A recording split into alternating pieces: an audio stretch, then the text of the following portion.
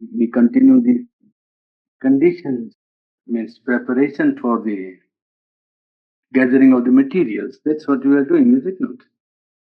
We are about a certain length and through the preparation for the beginning of change of nature. That's the change of the foundation. Before we come to the changing of the foundation, we have to gather some of the materials. And we are dealing with the process of surrender, I think. And surrender itself, the process of surrender itself is tapasya. Tapasya means, self-effort, one's own personal effort at realizing a truth with a concentration of the whole consciousness is called tapasya. Tapasya in Greek would be ascesis. That is to say, putting the force of will on a certain objective. You see? And not only so, but in fact, a double process of tapasya and increasing surrender persists for a long time, even when the surrender has fairly well begun. When one has made an effort to surrender to the divine, and the effort is sincere and successful, it does not obviate the necessity of personal effort. The personal effort still has to remain. But a time comes when one feels the presence and the force constantly and more feels that it is doing everything. Slowly, the transfer is slow from the personal nature or personal effort the to the charge of the power that can handle the whole inner and outer life of the aspirant. You see. It is not possible to get rid of stress of personal effort at once. To give up personal effort at once is not possible and not always desirable. It's not desirable to stop all personal effort. There are people who have a mental idea that God does everything, and so now I give up all charge of my work to God. And then they don't want to be responsible for anything that happens and take up decisions. So they say that now everything is in the hand of God. Now, in one sense, it is true. But in order that this may become real and concrete to the whole nature, the transfer is slow and gradual. It cannot be by merely taking up a mental action or mental decision. It is not even desirable because it is better than tamasic inertia. To make personal effort is better than to sink into inertia and do nothing. While theoretically holding that the divine will do everything or does everything or is responsible for everything, and that one is not responsible. That is the logic under which one wants to hide his own inertia, inability, or unwillingness to undertake the effort of opening the being to the higher influence. This is very common mistake, but he is guarding the disciple in his letter against this mistake, which is current, fairly current. When once the some part of the being is awakened to the necessity of divine consciousness and its attainment, one generally has a mental attitude that now all I want to give up to the divine. Now that is a mental decision and at best or at most a mental surrender. The surrender has not become complete throughout and actual, so to say. It's an idea that is somewhere in the mind. And to proceed as if one had succeeded in making the surrender and taking all the corollaries out of it would be a mistake. That is what he is pointing out, that personal effort is necessary and desirable and one should not give it up. It is not desire in the early stages of sadhana to leave everything to the divine or expect everything from the divine without the need of one's own endeavor. You see, it is a sort of a idleness or passivity or inactivity or desire not to act that is responsible for this attitude. That is only possible, means giving up the whole burden of sadhana to the divine is only possible when the psychic being is in front. The inner soul has taken charge of nature and influencing the whole action. When psychic being is able to mold mind and emotion and vital being, And even then, vigilance and constant assent are necessary. Even when the psychic is active, one has to be vigilant, watchful, careful, and constant assent to the leading of the psychic being in preference to mental idea or vital liking and disliking or attachment and so on. One has to be going on giving the assent also. Or else, later on in the ultimate stages of yoga, when a direct or almost direct supramental force is taking up the consciousness, then you can give up, not before that. A complete surrender is not possible in so short a time. Somebody must have written that I have now made complete surrender. So he's warning him by giving him a sort of an advice that a complete surrender is not possible in so short a time. For a complete surrender means to cut the knot of the ego in each part, not in one part, in each part of the being, and offer it free and whole to the divine. After getting rid of the ego, that pure personality or pure part that remains, well, that has to be offered to the divine. The mind, the vital being, the physical consciousness, and even each part of these in all its movement have one after another to surrender separately. Now that gives you clear idea of, you see, the detail of surrender. That is not merely giving of idea or giving of opinion or mental preference or giving up of some movement of emotion or movement of attachment or a desire. You see, but giving up one to the other, it's like that. You see, coming down to the whole ladder of one's consciousness, the mind, the vital being, the physical consciousness. And each part of these have one after another to surrender separately. What one does in the beginning is there is a general idea of surrender or an ideal of surrender or mental idea of surrender or some emotional feeling of surrender, a feeling that one surrenders. But that is mainly done by the emotional part. The other parts hardly participate. In fact, the vital is hardly conscious that some part is surrendering. The vital simply keeps all itself intact unless one is, conscious of the vital being. Otherwise, the vital being keeps all itself intact, even when the emotion is surrendering and even the mind is enlightened a little and understand that surrender might be a very necessary stage. The vital being simply goes on reserving its own place to its own self and doesn't even want to become conscious of any necessity of surrender. This is a great, truth which people who even do yoga don't understand very often. They think that I have made a resolution of surrender. Sharunda would ask, where? Yes, you can make a resolution of surrender in mind, while your vital being may not know anything about it. You may make a surrender in the heart, and either the physical being or the mental being may not know anything about it or may not consent to it.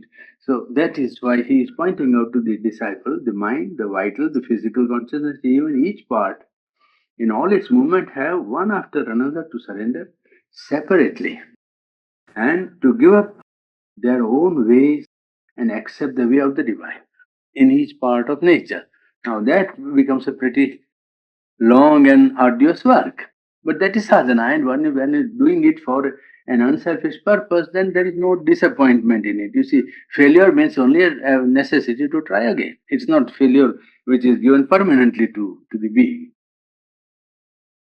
The core of the inner surrender is trust and confidence in the divine. Why do you surrender and give yourself up to the divine? Because you trust that by giving up, you get the maximum spiritual benefit, or you get the best chance of fulfilling the divine will in yourself, or fulfilling one's own existence. One takes the attitude, this is how he describes the attitude. Now, this will give you an idea of how the being takes an attitude of surrender. In surrender, what do you do generally? He describes. One takes this attitude, I want the divine and nothing else. That's one. I want to give myself entirely to Him. And since my soul wants that, it cannot but be that I shall meet and realize Him.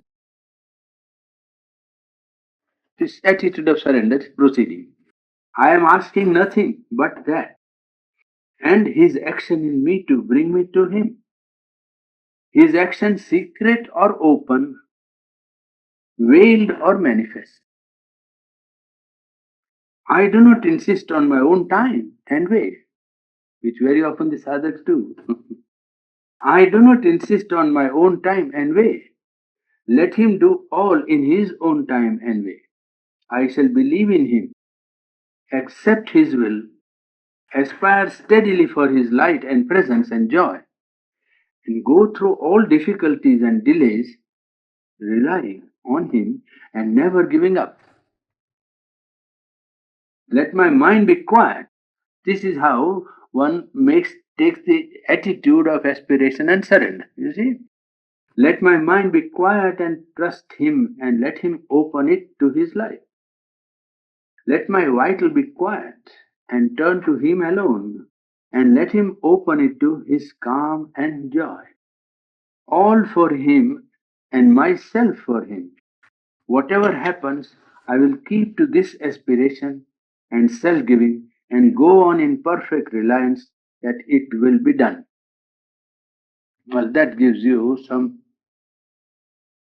detailed idea of the attitude which one takes when one makes a effort at surrender or an aspiration in sadhana. You see? That's the attitude, and it is, I think, a detailed work which he has given here. Take up now the general equipment we have, taken note of. Now, in the foundation, I would like to make one point clear a little bit. You see, this is a lower nature. You call it lower nature for the sake of convenience. This is the present human nature. You call it lower nature. Now, here are its foundations. You see, it is really a triangle, but I roughly put it down. You see, ego. You call it desire here. Then mental.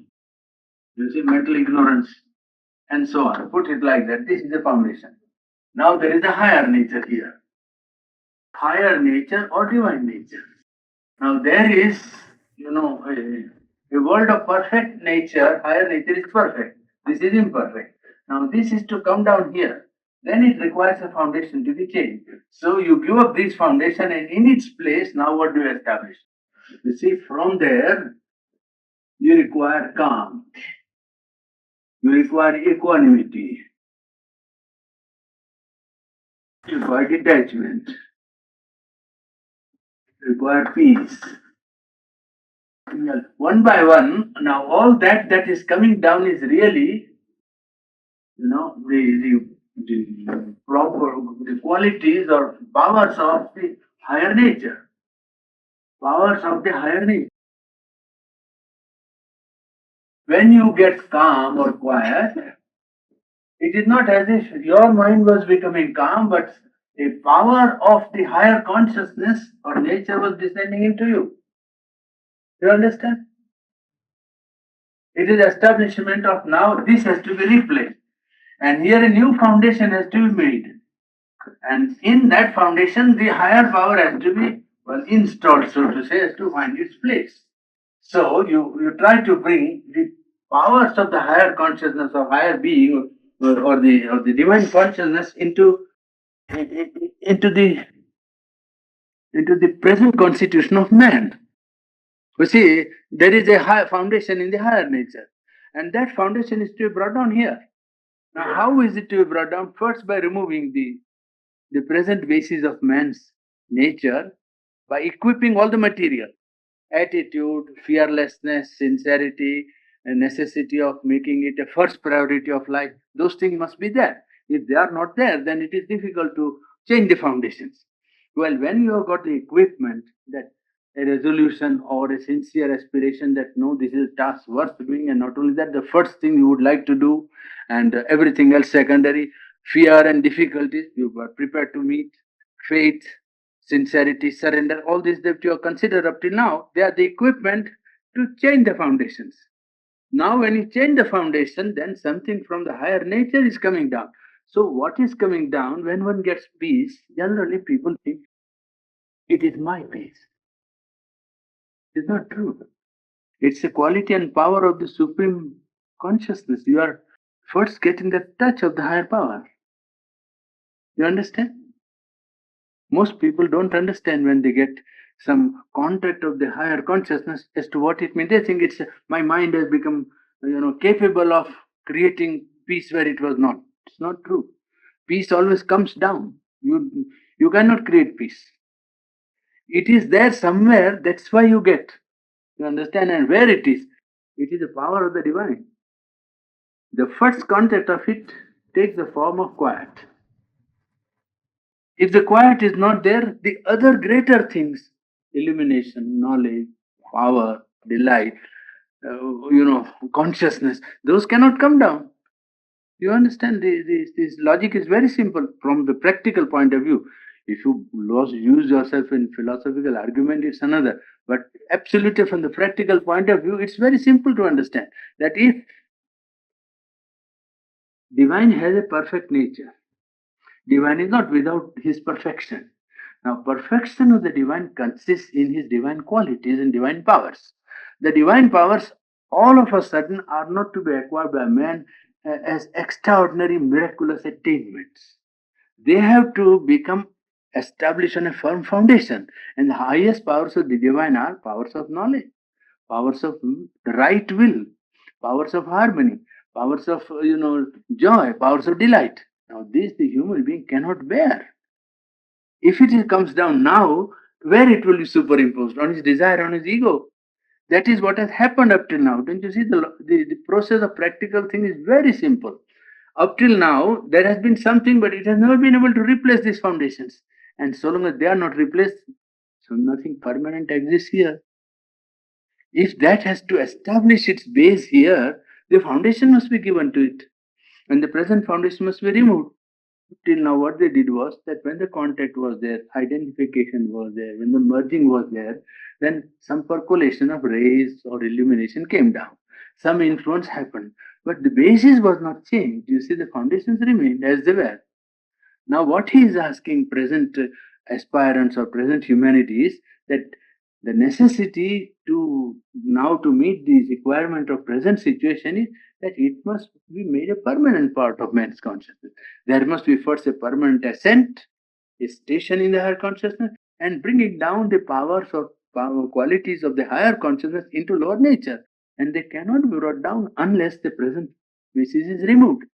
And when you get the quiet and the peace, it is the first contact of the higher power. It is the force of the mother that is coming to you in the form of peace, because she wants to establish a quiet and peace form so that she may be able to change your whole life. She cannot do anything else if the peace is not there. That is why establishment of quietness and peace is a comfort, very distant contact of the higher consciousness. You see, if you have a cloud of darkness and sunlight, the first point at which the darkness is touching the light is where it says, "You please give me quiet and peace." Then the rest of my can come down. You see? So when peace comes, one should be happy. That it is not that he is acquiring some extraordinary power of which he can be, possessor, but that a higher consciousness is make is moving towards him, or he is now really effectively opening to some higher consciousness. Well, that is how one has to look at this problem, and it's a question of changing the foundation of human nature. You see, that is really the task. Attainment of God is not only merging into a higher consciousness, you know, oblivious of a necessity of change of nature. It is the question, the problem is to how to bring down the light of the divine, the harmony of the divine, the power of the divine into oneself to govern inner and outer life. That is the problem. And there he is pointing out that establishing the foundation is a necessity. And in the foundation, it is not possible to make a foundation in yoga if the mind is restless.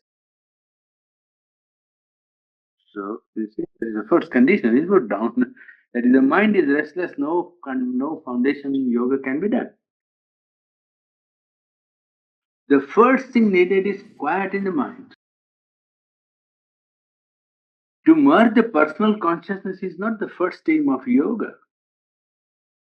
The first aim is to open the human consciousness to a higher spiritual consciousness. First aim is not to merge, but to open to a higher consciousness. And for that also, quiet mind is the first need. So the first necessary foundation is a quiet mind. Then somebody says, but in life something, yes. That is exactly where sadhana will be pertinent to life. That something happens which disturbs your quiet. It is then that you have to be on your guard and consciously put down the quiet again and again. If one part gets disturbed, you get into a undisturbed other part. Supposing your vital get disturbed, desire personality. Then you get into your mind where it's easy to remain quiet, you see, and watch your own desire as if it was a child or some stupid man who is getting unnecessarily disturbed, and one who is watching him is quite in self possession and quiet. That quiet can be then forced upon the vital being. It is quite possible. If the mind is disturbed, for instance, then you can go into your emotional heart, the conscience, and keep the conscience quiet. That if your mind is disturbed, well, I would take the help of the divine and put the mind in again in a quiet condition. Well, from that it would be possible to extend the realm of calm and quiet to the mental being. You see, well, it is there that the real test of sadhana comes. That is, the real effort of sadhana is also meditation, but even over and above and outside the field of meditation, in life, it is these factors which are necessary to establish and give to the higher consciousness a firm foundation in oneself so that the higher work can get established. That the first foundation is the quiet mind. Especially in the beginning, the one great necessity is to get the mind quiet. Reject at the time of meditation at least the thought and movements that are foreign to sadhana, to spiritual aim. But you must not become impatient when suddenly peace does not come or calm quiet does not establish. Well, one gets more disturbed. This is very often the result. You see, the more he is not able to quiet his mind, the more the mind becomes disturbed. And he says, "Oh, I'm not able to quiet my mind." That itself becomes a point of disturbance further and further. That's why it is when one is impatient, you see. Well, if one has made a very sincere effort and concentration for quiet, and the best is to trust that it will come in spite of disturbance. Best is to remain, the disturbance is there already, so don't add to it by becoming impatient. See, the point is that one always adds something to it by getting more impatient. Or, but you must not become impatient if all is not done at once. If everything does not get done at once, don't be impatient. It takes time to bring entire quiet into mind, and you have to go on till the consciousness is ready. Must say that perhaps some part is not ready, so must go on doing it. See, that is what he gave in the last material to be prepared. That you must say that it is not in my time, in my way, but in the divine's time and in the divine's way, one is ready to take the results, you see, of one's sadhana or effort. And the first step is a quiet mind, and silence then would be a further stage. From the quiet mind, you can move to the silent. The difference between them is people, when they think of quiet mind, is that in the quiet mind there would be no thought. That is not true. It is not that there would be no thought. There would be no disturbance. A quiet mind can act quietly. You see? Yes. Uh, Silent mind is another condition. Quietness is a state of mind in which there takes place no disturbance, agitation, upsetting of the being, or a sort of a haste to get things and so on. When one is quiet, the quiet can act, quiet can work. It is not quiet, is inactivity. Don't mix up the condition of quiet mind with inactivity, incapacity, or absence of movement. No. On the basis of the quiet, the movement takes place. That is the condition. That there is no agitation, there is no disturbance, there is no impatience and upsetting. He is describing by a quiet mind, I mean, he's explaining. You see, no teacher has so much patience and so detailed thinking. By a quiet mind, I mean a mental consciousness within which sees the thoughts arrive to it, sees that thought has come, arrive to it, and move about, but does not itself feel that it is itself thinking. It says a thought has come, like somebody coming from outside.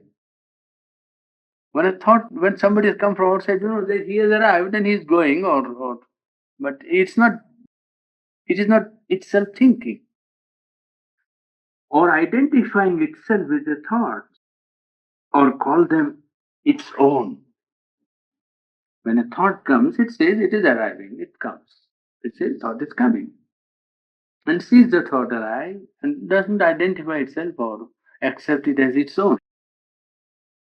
Thoughts, mental movements may pass through quiet mind as wayfarers appear and pass from elsewhere through a silent country. You can't have a more practical description of what a quiet mind is. When the mind is quiet and at peace, what is the first advantage? First is that the force can work more easily. The higher force can work more easily. It establishes the quiet and helps the sadhak to establish the quiet so that it may be able to work more easily. If there is disturbance, the higher consciousness cannot work easily. What is to be done to maintain this quiet or maintain this peace? But what the aspirant has to do is to become careful to reject and to hush the outsiders.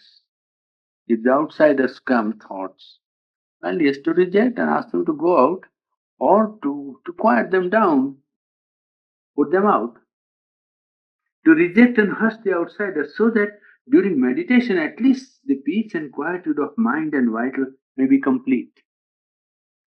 During that time, one process which he described very funny, I think it's quite effective, that when you enter the meditation hall, you are having some thoughts.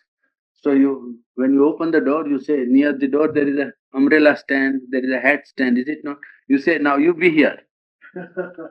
You say, you be here. I'll pick you up when I come back. You say, I'll pick you up when I come back. You say, you remain here, please. I'm not going to take you with inside. You remain here. And you put it out and go in. Well, probably that is more effective sometimes. This can be done, but if you keep a strong and silent will, then only it can be done. That will is the will of the Purusha in you, the subjective consciousness behind the mind. You keep a will that there must be, the outsiders must be silenced, and during meditation, no disturbance or no foreigner should come into mind and vital being. For that, one can maintain a quiet will, and that will, he says, is the will of the Purusha, who is the witness self behind the mind. When the mind is at peace and when it is silent, one can become aware of this silent self, this witness Purusha, the separate from the action of nature. Then one knows and feels an identification with a being that is watching the whole movement and flow of nature within oneself. That is the being becoming conscious of the witness self, the Purusha consciousness, you see. It is a part of nature that the dichotomy takes place in the mind or in the emotion or in the vital being, wherever one happens to be stationed in consciousness. And then one part separates itself from the flow of energy of nature, movement of nature, and only watches it. That is the beginning of complete separation from the whole of nature, really speaking. And not only that, complete separation from the whole of the cosmos. That Purusha is the Purusha that is watching the whole cosmos, universe. But here one becomes conscious on his personal station of his existence and his working. You see, it begins by the one's own self, but as one develops, one knows that this is not only the witness of one nature; it's a witness of the whole cosmic movement, and it is a silent witness self, infinite in being, consciousness, and delight, watching the whole procession or flow of the universal movement. It's not merely from a witness of one nature, you see, or one's own nature. But the beginning is to be done slowly, as Gita puts these steps one by one. The witness self, in the consenter or the one who gives the consent, then one who supports, then one who enjoys, and one who rules. See, Sakshi, Anumanta, Bharta, Bhokta, Ishvara. You see, that is the ladder of realization of the higher and higher status of the witness or seer Purusha, the subjective consciousness that watches the flow of nature detached, completely free. Its greatest power are two: freedom and detachment. You see? It never is bound by the imperfection of nature, it never involved in nature, and therefore it can bring its force of will to bear upon the flow of nature. And because it is detached, it is not influenced by whatever is the condition of nature. That is why no man can be permanently considered unfit for higher life, because you never know. The Purusha has all the infinite power of the Supreme in him, and anytime it can become active. No. To detach oneself, to stand back from them, and to feel them separate from oneself is indispensable. All the movements of mind, movements of emotion, or movements of life, desire, suggestions, ideas, thoughts, mechanical movements, suggestions going around like a telephone, machine operating cut, all the time cut. It's all the time flowing and doing like that. Well, that is what the mechanical part of the mind is doing. So the point is not to try to stop and to say why. No, detach yourself and say, oh, it's only mechanical. Then it will lose its force. To detach oneself and to stand back. See, the remedy he suggests is very practical, and more effective remedy is this one, rather than try to stop at once. When you detach, you will be able to stop more effectively. You see, because the will be able to act because the will is not involved in it. You see, will is free. Will of the Purusha. You see, detach from feel them separate from oneself. That is indispensable. Meanwhile, if it doesn't happen, wait. It's a long list of what you must do. You see. Meanwhile, wait. Open yourself upwards. Call very quietly and steadily, not with a too restless eagerness. Call for the peace to come into the silence. And once the peace is there, then call for the joy and the presence of the divine. Yes. So many people have this difficulty of understanding what is opening, you see. It is a question of trial, then one finds out it's not so difficult. It is only when the mind, when you try to revolve the idea and then understand and so on, then you find what is opening to the higher consciousness and so on. But very simply, if you take an instance from ordinary life, supposing you have invited the President of America to your house, what would you do? Well, then you make all preparations for it, is it not? And then you keep everything in a tip-top condition if you can. I mean, that would be the first preliminary. And you keep all the doors open. You see, most probably you stand at the gate expectantly. You see, in an expectant mood. You see, that's opening. That's all. That's the opening.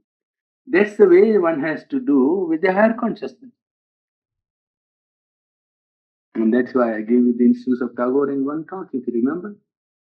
That Tagore in one of his poems in Gitanjali says that you see, I am in my chamber of heart and sitting quiet on my sofa lying down, and my door is closed. The chamber of my heart is closed.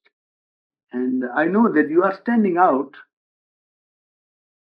and I'm a bit idle and unwilling to get up, and I think that perhaps you will just push the door and come in. Which there could be no, happier, I mean, condition than that.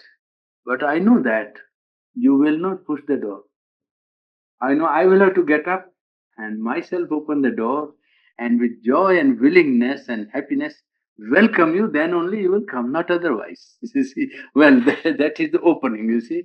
Opening of consciousness is the turning of main part. It may be mind, it may be emotional being heart, it may be vital being the willpower, or it may be two, or it may be all the three. It's quite possible to open the whole being, I mean, the chief psychological functioning of human nature, to an opening to receive something higher and greater than what man has known, or whatever truth or idea of reality or concept of the truth consciousness or higher consciousness or reality or omnipresent God or Shakti or power or mother. Yes, you open to that. That's all. Keep your consciousness open to it. Well, then it will be able to influence. That is the idea. You see, it is a if there is a see if there is a hot object somewhere, and if you are not so completely protected from heat, then you will feel the hot vibration. You will feel better if something in you becomes open to the heat vibration, more easily receptive. Supposing a copper metal is there, it will take the heat more quickly than a stone. And a stone vessel won't take heat quickly. Well, the copper vessel or copper metal has got the opening, you see, to the vibration. Yeah, that's it. It is allowing the higher consciousness to influence one's consciousness, mind, or emotional being, or vital being, or in the way in which one wants it to be influenced. One can open it with a prayer or with an aspiration for peace, calm, purity, equanimity, detachment, surrender, all anything.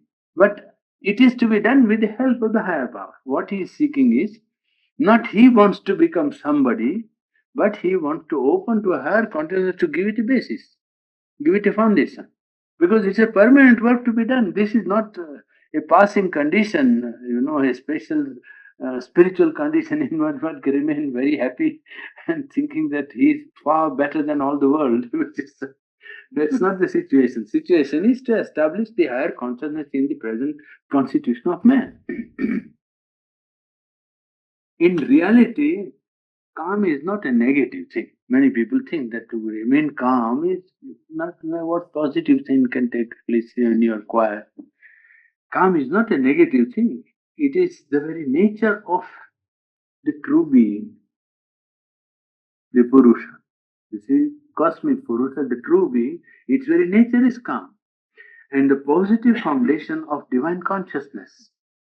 If divine consciousness is to come down, the positive foundation is peace, quiet. If the quiet is not there, the foundation cannot be laid.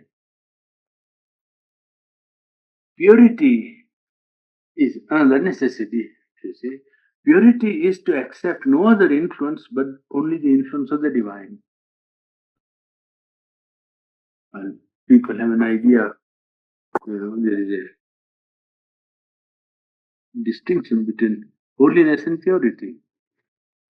You see, in holiness you have no need for purity because it is an emanation of purity, perhaps, when there is holiness. You see, and that is a quality of the divine, really speaking, and of which the human representation is purity. Something holy is not only itself pure, but is a power of purification of others. See, they will say in Indian tradition, for instance, the fire is a purifying element. in the sense that not only itself is pure, but it can purify anything else. There is a mental peace, there is a vital peace, and there is a peace of the physical nature. So you see, the calm and peace is not to be established only in one part of nature, but has to pervade slowly all the instruments of our consciousness. Peace in the mind, peace of the physical nature, peace of the vital nature. It is a peace of the higher consciousness that descends from above, really speaking. What you get in the mind, what you get in the vital or the physical consciousness is an influence of the higher consciousness coming down. That is its great symbolic significance. It is just the beginning of the contact of the higher consciousness, you see. And if it can be permanent, the contact also will become permanent. To feel the peace above and about your head, perhaps, is the first step. Generally, when you sit down and meditate quietly and be truly conscious, of course, suddenly you may feel the peace within you as if it was there somehow. But if you watch the process, you will see that peace is something that comes down from above. It descends into the being, you see. For that, one has to be very quiet and calm. Otherwise, in the active condition, one doesn't notice the descent, you see. If one is only very quiet and, not too much active, then one notes that the peace is established by a flow from above. It's a percolation, it's a descent from above.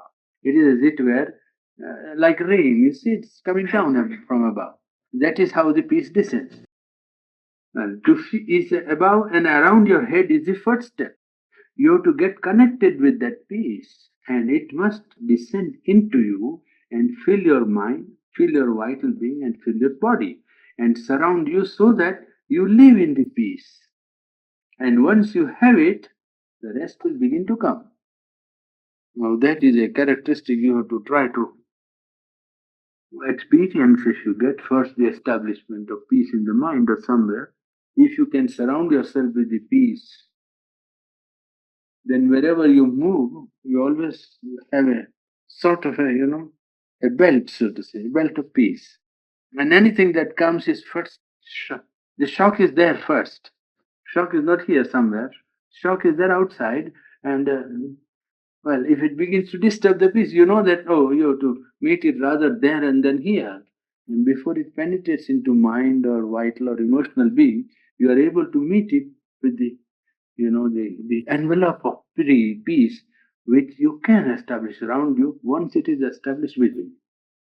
Once it is established inside, it can become an envelope, you see, so that you may be going anywhere, but you're always with an aura or envelope of peace. And that does not get easily disturbed, or anything that comes is first received there, because the peace first will be disturbed there. And you will know that yes, this is now beginning of disturbance. So either you meet it there, or you avoid the contact, or you work it out at a distance rather. The same thing happens in other parts of our active movement. Very often the disease is not inside, but it comes from outside. You see, and if the nervous envelope is sensitive, it can feel the disease before it enters the body.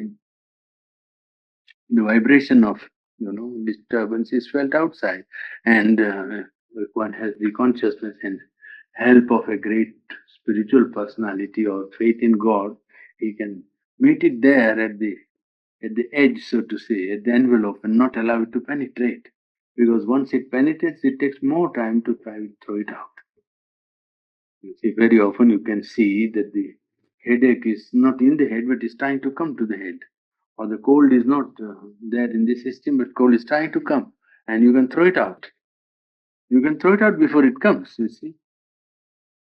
One is to be conscious and try to find out that is exactly the process how things come into the physical being, through the vital, subtle nervous envelope, you see. Through that envelope they enter, and one has to keep that envelope intact and conscious so as to, well, keep things out.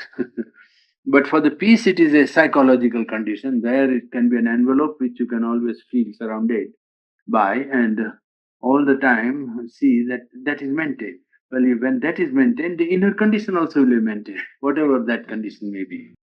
Contact with the higher consciousness, or respiration, or surrender, or movement of deciding what to do and what not to do. All that will be taking place within the envelope of peace, and then things will become comparatively easy.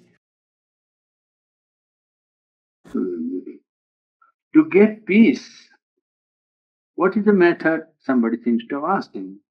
There is no method other than aspiration. You must aspire for the peace. A strong and quiet will and a rejection of all that is turned towards, all that is not turned towards the divine in oneself. How to get at this peace? How to ask for this peace? And the first condition is aspiration, a strong will and a quiet will, and rejecting of all the element that is against the divine in oneself. Then the peace will come much more easily. Peace is necessary for all, for without peace and increasing purity, even if one opens, one cannot receive perfectly all that comes down through the opening. Supposing one part is open and higher influence comes down. If there is no peace and purity, it cannot be retained.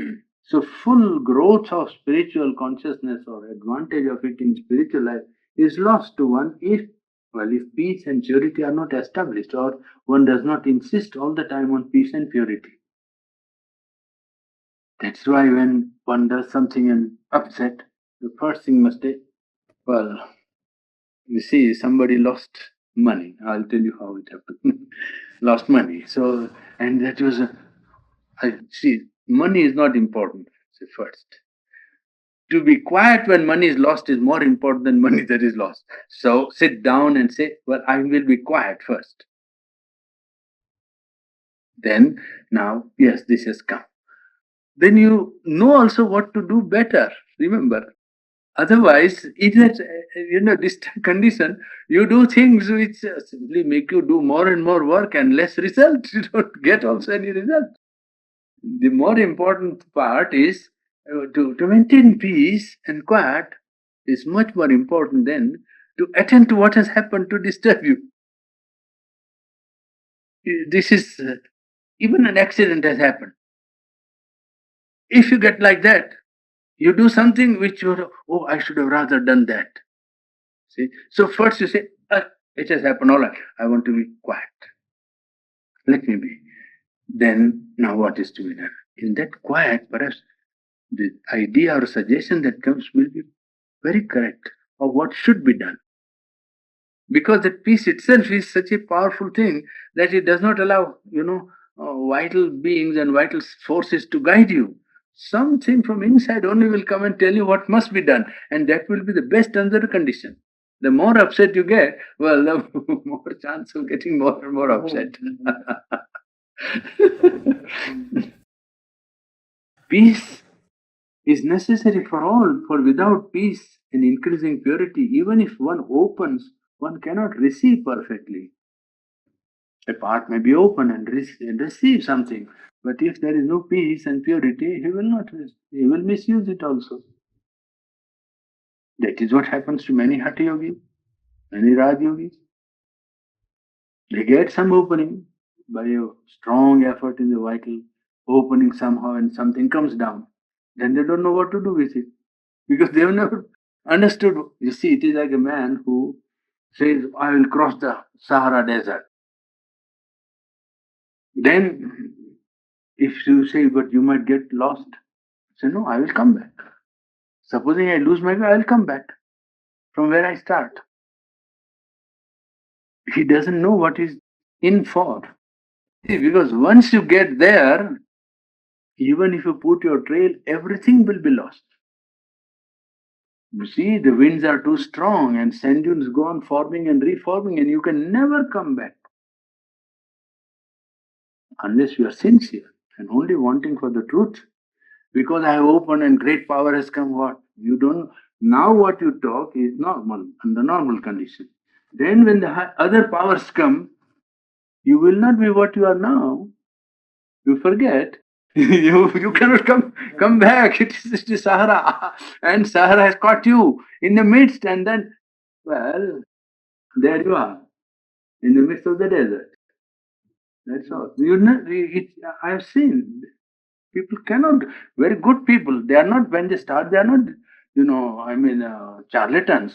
But when that comes, something comes up, and they become unimaginable. You can't imagine that man could have become what he actually becomes. Actually, then when he gets something, an opening, and he has not prepared himself, he is not pure or purified his being, and simply got some power by concentrating and some mantra or some process, and suddenly some opening, something has come, and then he doesn't know what to do with it. He is not himself afterwards. You see, it is that which is coming into him. And he thinks, now this is the highest thing. And he goes on doing, I am avatar, I am God, I can do this, I can cure disease, or I can. He does so many mistakes. He himself doesn't know what he's doing, you see. And he can't back to normality easily because which power is there all the time. He is open to it now. What is to be done? That's why he is giving the necessity of the foundation. You found yourself. Faith, sincerity, aspiration, surrender. First line of defense is there. Then there is peace, equanimity, and purity. Then there is second line of foundation. What you want is a permanent change of consciousness and a divine working. There is no personal gain and no great advantage and no great superiority to anybody else to be attained. This is a work to be done for fulfilling one's inmost aspiration, which is the birthright of everybody. Everybody has to fulfill himself, and all people, all human beings are potentially divine. So there is no question of, backward and forward. It's a question of all realizing the ultimate truth and fulfilling themselves into it. Now, here, you cannot receive perfectly all that comes down through the opening. I know half a dozen cases at least, not only of Hatha Yogis, but even of this yoga, that when the opening is there, in one part is very sincere opening, so something comes down, and in another part there is a complete darkness, and now between the two there is such a pull and push that either you allow the psychic being to come in front and take 15 or 20 years to purify the being, or you stop yoga for some time, 1 year or 6 months at least, to get back to normal condition if you can, or you completely lose your head. That's all. Unbalanced. Because you see, the tension is too great between two parts, one part that doesn't open and part that is open. And from the higher point of view, there is no human values of man and this and that. These are all moral values. And in the spiritual world, it's only a play of forces. There is no good, bad, or why and wherefore. There is only force. And the force, well, two forces are at loggerhead. The higher force won't give up, neither the lower. So between the two, the human is torn, you see. The higher, because there is opening, the higher is constantly called in. The man calls him. So the higher is all the time there. The lower doesn't want to give up. It is all the time there. So the human is like that between the two. And it is very disastrous for the human psychology because it upsets completely the being. It is a tragedy, but one is very sincere and like child, it is all right, safe. But to be child is not so easy. Yes, people say and talk like that, but to be child is very difficult to have that simple faith and no other motive and egoism and personal sentiments and likes and dislikes and so. Peace and purity must be got as the foundation of the consciousness, otherwise, there is no firm standing ground for the divine's play. The divine play cannot take place unless the foundation is laid down. Remain quiet, open yourself, and call the divine Shakti, means divine power, to confirm the calm and confirm the peace, to widen the consciousness and to bring into it as much light and power as it can at present receive and assimilate. There are periods where one opens and gets some progress and realization of the power. Then for 1 month, 2 months, or 6 months, nothing happens. and then one is discouraged. Well, that is very often a period of assimilation because that which has come, well, has to be normalized and one has to assimilate it. You see, one cannot, a human being cannot constantly uh, digest and assimilate everything that comes as it comes. Well, it has to become acclimatized and to assimilate it, make it a part of nature. You see, establishes the foundation. It is not as going on doing it won't do because it is too much sometimes, and the nervous being is tension is there and one is flat afterwards. Or the vital being revolts and then one has to wait till the vital is put in order and controlled. Or the mind gets disturbed by the physical, questioning and doubts like that. Remain quiet, open yourself and call the divine Shakti to confirm the calm and peace, to widen the consciousness, to bring into the consciousness as much light and power as it can at present receive and assimilate. Another element which is necessary is equality. Equality is power to meet all contexts without being disturbed. Maintenance of a fundamental, attitude of undisturbed state of mind, heart, and vital being. That is equanimity.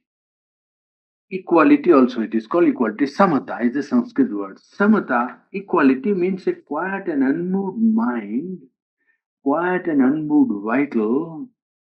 It means not to be touched or disturbed by things that happen, not to be disturbed or touched by things that happen, or things said, not to be touched by things that are said, done to you, not to be touched by anything done to you, but to look at them with a straight look, free from distortion created by personal feeling. Very simple, but very difficult. This is the test of one's having done the samatha, yes. Equality means a quiet and unmoved mind and vital being. It means not to be touched or disturbed by things that happen to you, things that are said to you, things that are done to you, but to look at them with a straight look, free from distortion. Because when personal reaction comes, it is always distortion. Distortion created by personal feeling.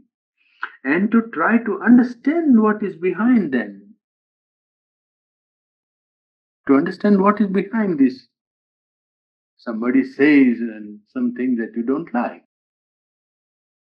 So then you try to take it in a detached way, not have a personal reaction first, because that is distortion. So you try to see, well, what is behind that? Is there something in me which calls this forth? Who knows? You see, that gives greatest advantages, keeps your mind absolutely detached, which is necessary for progress in sadhana, you see, from spiritual life. To understand what is behind them, why they happen, what is to be learned from them, what is in oneself which they are cast against. You see, there must be something that has called it forth. Yes. Well, it means self mastery over the vital movement, over anger, sensitiveness, pride, as well as desire and the rest. So, equanimity or equality, samatha, if you establish or try to establish, well, it's necessary for the foundation of which we are talking. Just as calm and peace is necessary, so is equality. A detached, you see, unmoved and quiet vital and mind, not touched and disturbed by what happens, what is said, what is done. Yeah. Equality means another thing, to have an equal view of man and to have an equal view of their nature and acts and forces that move them. Equality means that the same infinite is working in all. Therefore, you say that somebody did like that. Then you say the infinite acted in him like that. Because there is one, is it not? So that makes you samatha, that makes you equanimity. that, well, what is acting in you, the same is acting in there. And there it is acting in such a way as to give to your personality some unpleasantness, that's all. But then it is that which is acting. Well, you go to the basis of what is behind. So equality is not an untouched and unmoved vital and mind, but also it goes to the perception of one in all. Equality means also another thing, equal view of man and the nature and their act and the forces that move them. There can be no firm foundation in sadhana without equality or samatha. Whatever the unpleasantness of circumstances, however disagreeable the conduct of others, you must learn to receive them with a perfect calm and without any disturbing reaction. Lot of work to do throughout the day. Throughout eternity, we'll stay there. Huh? Not throughout the day, throughout eternity. I think so. There can be no firm foundation in sadhana without samatha, equality.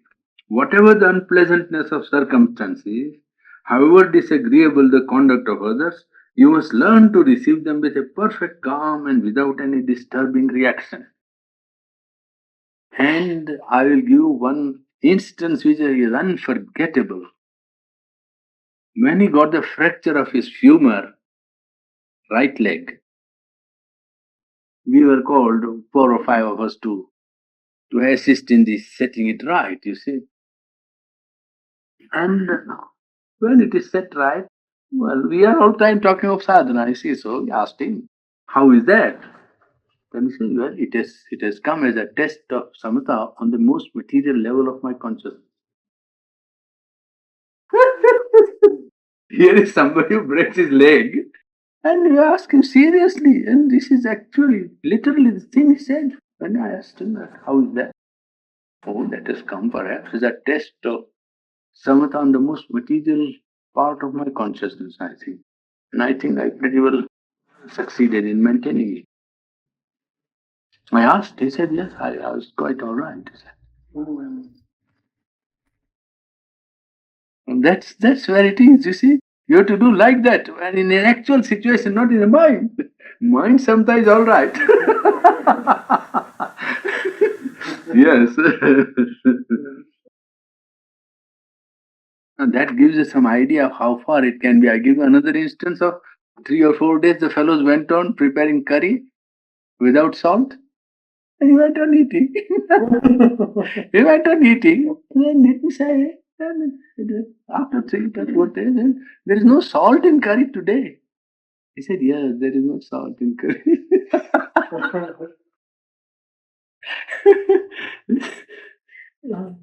It never occurred to him that he must say this, why there is no, what are you fellows, 3 of you are doing, and what are you wasting? You go to play football, what is the wasting time here? You are not preparing things, nothing of the kind. Absolutely, absolute. When they said there is no, one of them said actually there is no salt. He said, yes, there is no salt.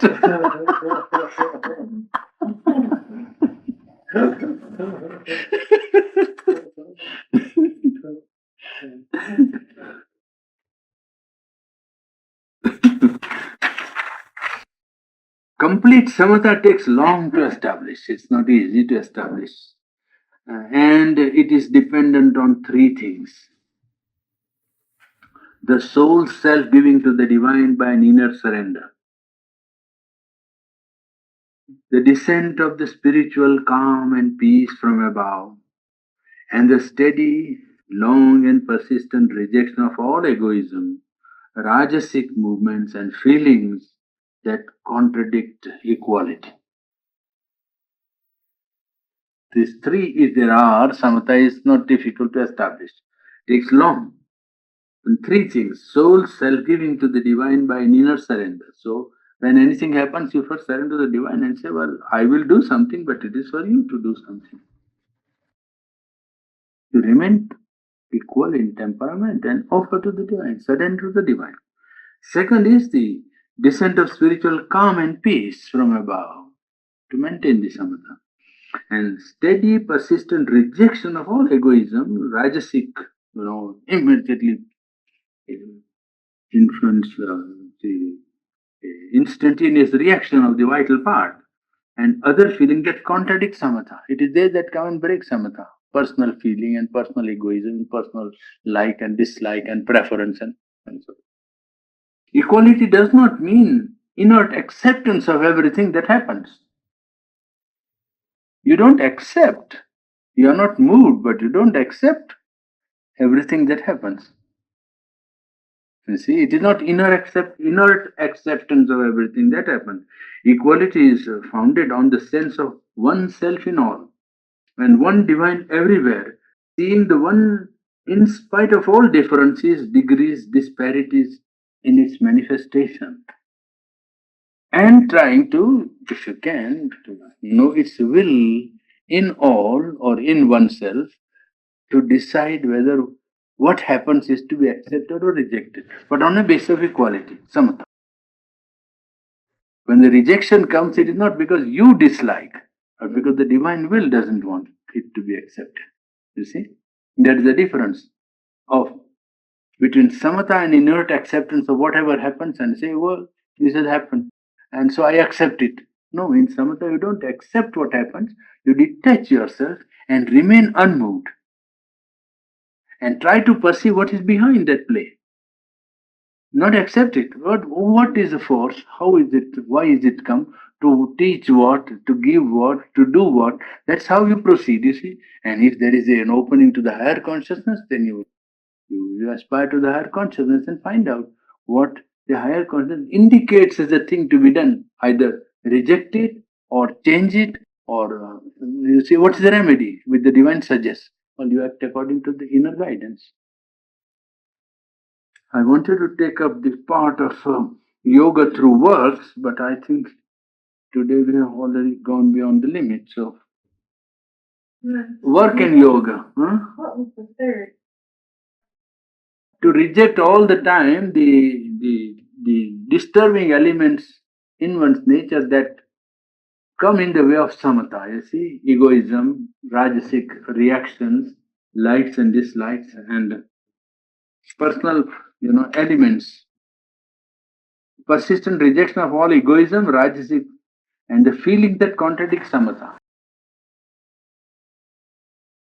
The connection of yoga and life, because that is also a very important part of his system of yoga. It refers to and accepts the whole of life as a field for growth and as a field for manifestation of the light when the light is attained. So that way it is a important part of his yoga.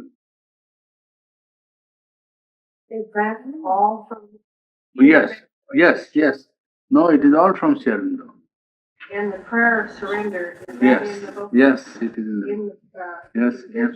Tom, on yoga. On yoga. on yoga. Is that the synthesis then? Synthesis? No, the other. Tom 1, Tom 2.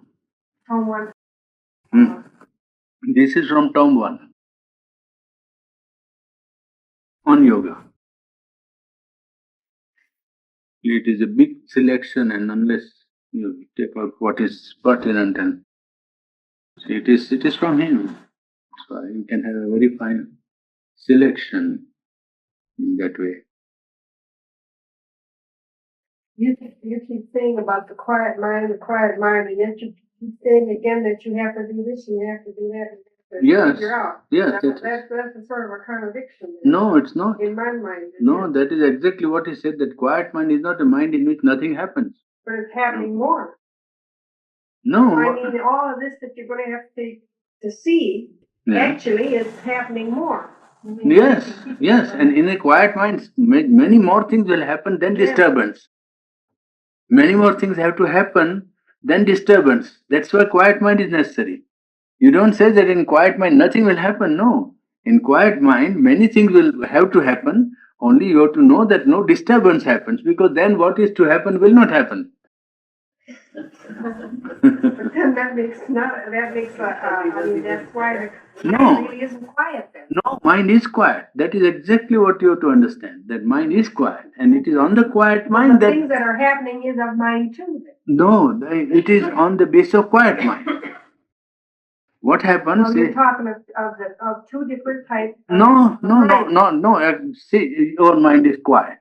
Then You're talking of two different phases of mind. no, mind is a present condition of mental consciousness of man. That is what you call mind.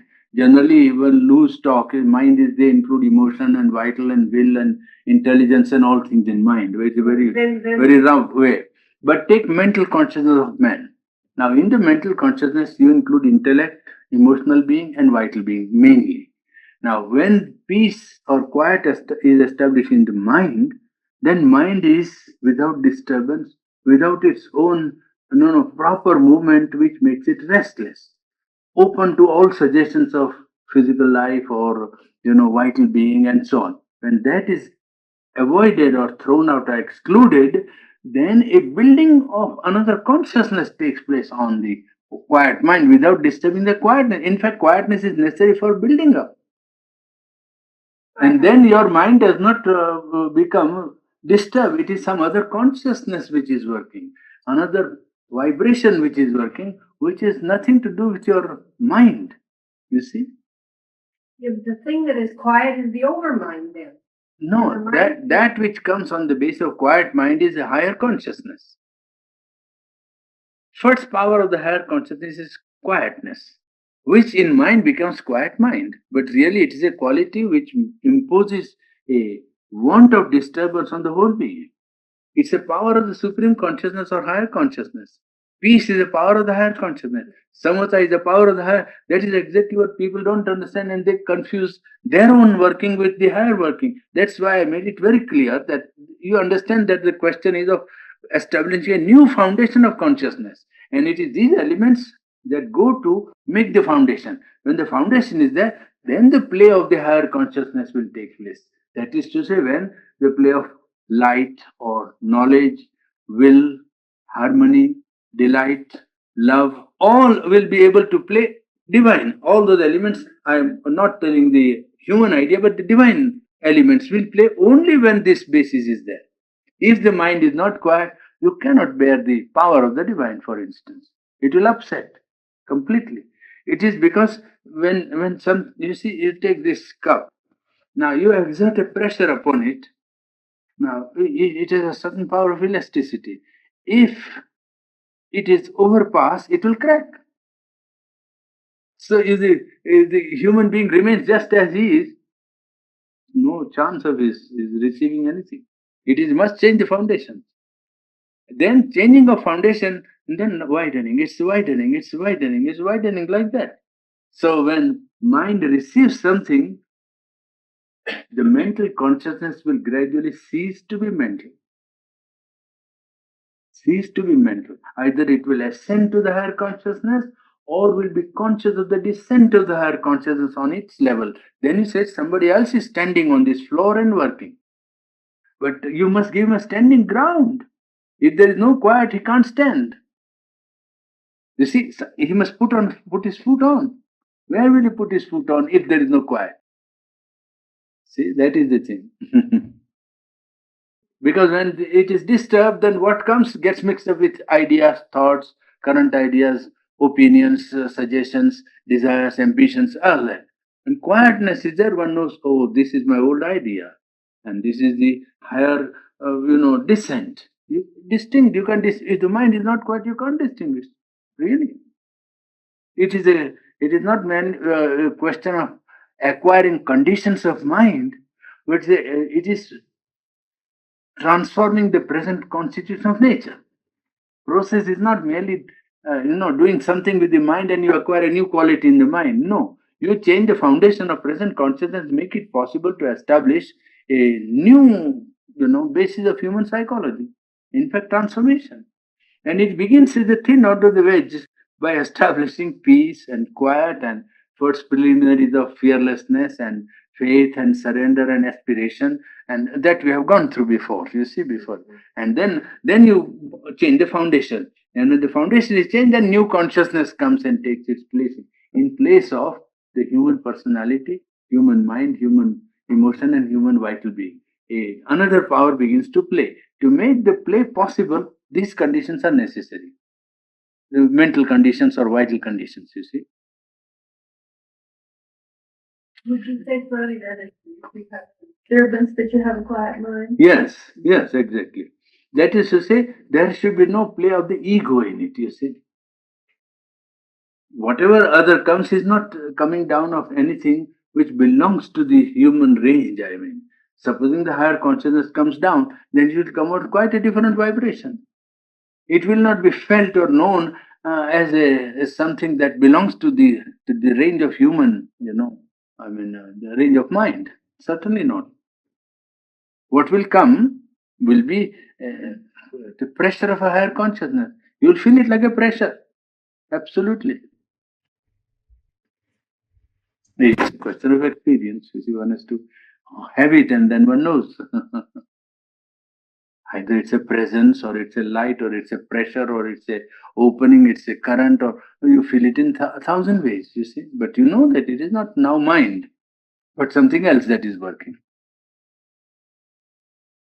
And Sri Purani, I was walking down near the pasture and I looked up at the rock. Yes. And the thought came to me, this rock, if we build a sculpture, if we make a noble rock like this, we would have to build it up stone by stone. Yeah.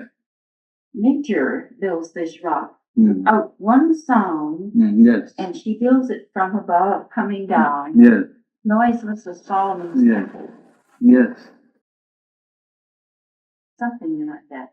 Yes, that is there is a perception of the universal energy at work, which is conscious. That is how you can perceive it in all things, you see.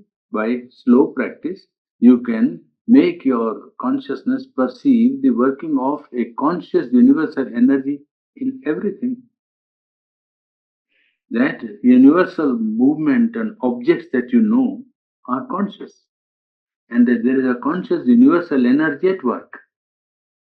People, when they talk as if this is unconscious, they don't know what they are talking, and they say, that is called ignorance.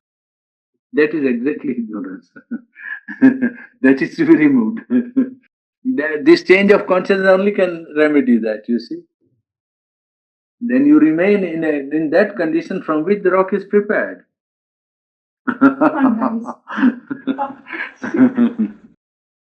The ray of light penetrates, you see, that is just coming down of the higher light. It is the light that is coming. It is the light of the higher consciousness. What you perceived was a ray that came down and showed to you that don't think this is inconscient. It's a work of a consciousness. And a universal energy that is at work which is conscious. Quite. That is a fact, really. And this, our notice, is a distortion of that fact. Mind notice a distortion. That is called ignorance. Ignorance is when knowledge comes, nothing is going to change externally, objectively. Yes, a revaluation, a complete revaluation. That's all.